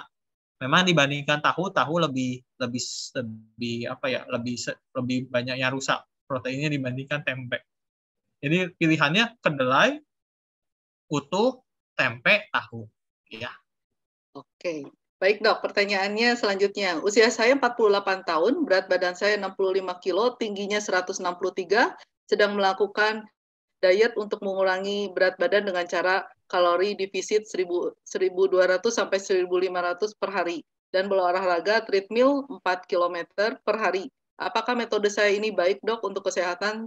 Secara kesehatan saya ternyata usia saya memasuki madya katanya. Oke, 65 kilo, 163 cm ya. Ini ya, masuknya ke overweight ya. Jadi menurut orang Asia Pasifik sudah masuk overweight. Oke, memang harus diturunkan sebaiknya kurang lebih di berat badan idealnya di 57-an kilo ya. Jadi tinggal sedikit lagi lah. Sekitar 8 kilo ya bisa turun. Nah, untuk kalori defisit 1200-1500 masih aman, sampai di 1200 kalori masih aman, boleh. Tinggal bukan hanya jumlah. Kalau masalah diet itu tidak hanya bicara jumlah makanannya, tapi jenis makanannya dan jadwal pemberian makan. Ya, betul kalau misalnya sudah 1200, oke, masih kalau dari sisi basal metaboliknya sih masih bisa sebenarnya sampai di 1000 kalori pun masih bisa ya. Tapi di 1200 sudah cukup bagus kalau diselingi dengan olahraga. Cuman tadi jenisnya. Kalau 1200 isinya banyaknya lemak, banyaknya tepung-tepungan, ya sama aja gitu ya. 1200 kalorinya juga harus diatur jenisnya, buahnya berapa porsi, nasinya berapa sendok, lauknya berapa sendok gitu ya. Itu kalau jenisnya bagus, jadwal makannya juga banyak kan yang intermittent fasting diet ya. Intermittent fasting dia puasa dari jam berapa sampai jam berapa tidak makan gitu ya, terus makan langsung 1200. Itu bagi beberapa orang kurang bagus. Tapi memang sekarang penelitiannya sedang berjalan tentang autofagi ya, jadi ada proses autofagi di sana dan sebagainya. Penelitiannya sedang berjalan. Tapi kalau balance diet, dia tidak boleh jadwal makan tetap teratur 5 kali sehari, 3 kali makan, 2 kali snack. Kalau tadi jenis juga balik lagi ke persentase karbohidrat, protein, lemaknya ya harus seimbang. Jangan sampai ketogenik juga, kecuali dia mau jangka pendek ya. Kalau misalnya mau prewed, foto prewed biasanya ketogenik langsung cepat turun. Ya. Lalu olahraganya 4 kilo per hari. Nah, tadi teorinya salah satu yang membuat penuaan adalah ROS ya. Olahraga berlebihan bisa membentuk ROS. 4 kilo itu lumayan panjang ya. Dan tiap hari. Kalau tiap hari ini cenderung ROS-nya akan numpuk. Jadi saran saya harus ada jeda seminggu itu 2 kali. Kalau mau tiap hari silahkan, tapi harus minum antioksidan. Jadi entah buah dan sayurnya yang diperbanyak, atau minum suplemen. Baik dok, pertanyaan terakhir nih dok, jadi udah tepat waktu nih dok. Kalau metabolisme tinggi di atas normal, apakah aman dok? Metabolismenya tinggi, nah taunya tinggi dari mana? Kan harus tahu dulu, taunya tinggi dari mana? Siapa yang menentukan dia tinggi atau tidak? Nah, biasanya orang merasa ya metabolismenya tinggi. Dok, saya susah naik berat badan. Oh, naik berat badan susah sekali ya. Ya serasa Ini kebalikan sama yang obesitas. Nah, bagusnya diperiksa dulu hormonnya. Banyakan hormon tiroidnya terganggu. Ya, biasanya pada pasien-pasien orang hipertiroid, banyakan metabolismenya terlampau tinggi, jadi susah untuk naik berat badannya. Nah, kalau misalnya memang ada masalah tiroid, ya harus diobati tiroid. Biasanya pengalaman saya orang yang di tiroid dikonsulkan lagi ke gizi. Kenapa? Karena jadi obes. Karena obat tiroid itu menekan metabolismenya terlalu rendah, jadinya obesitas. Ya, jadi apakah aman atau tidak, dicek dulu sebaiknya. Yang paling bahaya, yang paling agak rumit itu yang kalau tiroid tadi. Atau ada penyakit-penyakit lain. Penyakit, maaf ya kalau misalnya ada TBC, HIV, atau penyakit-penyakit itu banyak yang menyebabkan metabolismenya jadi jauh lebih tinggi. Ya, mudah-mudahan sih bukan ya. Kalau misalnya tidak ada semua, ya mungkin dilihat aktivitas fisiknya, olahraganya, apakah memang tinggi sekali yang menyebabkan metabolismenya tinggi. Kalau karena metabolisme tinggi karena olahraga ya bagus, cuman harus diseimbangkan dengan asupan makan dan cairan dan mikronutrien, vitamin mineralnya juga. Ada yang masuk lagi, sahabat PB, ini terakhir ya. Kasih Dok ini satu lagi Dok. Apakah sesuai intermittent fasting buat yang GERD katanya Dok? Tidak. Tidak ya? Oke. Iya, kalau GERD kan dia asam lambungnya naik ke atas tuh. Kalau kita terlalu banyak jeda makannya, ya dia makin sering kambuh. Gitu ya. Jadi saya tidak menyarankan buat yang GERD untuk intermittent fasting. Ya. Oke, baik. Terima kasih Dok. Semua pertanyaan sudah selesai dijawab dan kami semua jadi mengerti dan kami juga mau belajar nih Dok untuk mempraktekkan dengan penjelasan dokter tadi hari ini bagaimana diet yang baik, yang sehat buat kami sebagai wanita untuk tetap bisa menjaga outer beauty kami meskipun belum menjelang lansia ya Dok. Jadi persiapan ya kan biar tetap kelihatan cantik dan sehat. Tuhan memberkati Dok. Ya. Terima kasih sekali lagi. Maaf. Ya. Saya mau tanya ini, maaf ya, dokter saya mengganggu. Kalau vitamin C1000 itu boleh nggak tiap hari dikonsumsi? Ya, oke. Ya. Terima kasih Bu pertanyaannya. Vitamin C 1000 mg itu tadi sebenarnya kapasitas kita ini untuk penyerapan hanya 300 mg, Bu. Oh, jadi, gitu ya. Kalau misalnya kita dikasih 1000 dalam satu waktu, maka yang diserap hanya 300. 700-nya akan terbuang. Nah, jadi bukannya tidak boleh, tapi mubazir. Mubazir, saran saya, baiknya yang vitamin C yang slow release. Cari yang slow release, yang lepas lambat disebutnya. Bisa tanya ke apotek. Jadi dia keluarnya sedikit-sedikit gitu ya. Nah, dia terserapnya jadi lebih optimal dibandingkan langsung dikasih 1000 mg. Iya. Terima kasih ya, Dok. Sama ini loh, saya mau tanya ini loh. Imuna itu boleh nggak diminum tiap hari? Imun tubuh itu loh. Imunea. Saya ini lupa ininya kertasnya nih. Iya. Coba ya. Ini loh seperti ini, Dok. Mana ya? Ya, kalau imun booster seperti itu ya. Imuno, ya itu mereknya. Imuno, iya, saya tuh lupa ini kesobek. Ya, itu tuh isinya Ibu Indra, itu tuh isinya herbal. Saya tahu saya. Ya tadi sebut lagi sekali lagi kalau namanya herbal, tidak ada penelitian yang mengharuskan. Ya. Oh gitu Dok. Jadi kalau misalnya dikonsumsi ya boleh, tidak juga ya tidak apa-apa. Ya. Jadi nggak tiap hari ya. Nggak harus Dok, tiap hari, betul. Oh ya. Mau kali-kali ya boleh. Iya, oh ya. Terima kasih ya Dok ya. Ini ya satu kali lagi. Itu loh apa? Anak saya tuh minum itu dia tuh apa namanya? Belovit itu boleh nggak ya Dok? Anak saya yang minum. Apa namanya? Belovit. Belovit ya. Susu atau vitamin? Fiber itu. Oh, fiber. Anak-anak. Iya. Anak umur berapa? Oh, nek sudah dewasa 38 tahun. Dia tuh kepengen kurus. Ya, untuk jadi kurus tidak ada satu makanan yang instan. Ya. Jadi kalau tidak diatur kalori proteinnya ya tidak akan kurus, termasuk minum serat ya. Minum serat bagus. Tapi kalau hanya serat saja tidak akan bisa kurus sama itu. Yang kedua, serat itu, tambahan serat seperti itu diberikan kalau dari buah sayurnya kurang. Jadi kalau makan buah sayurnya memang kurang ya boleh sekali-kali. Kalau lebih baik sih dari buah sayur. Kenapa?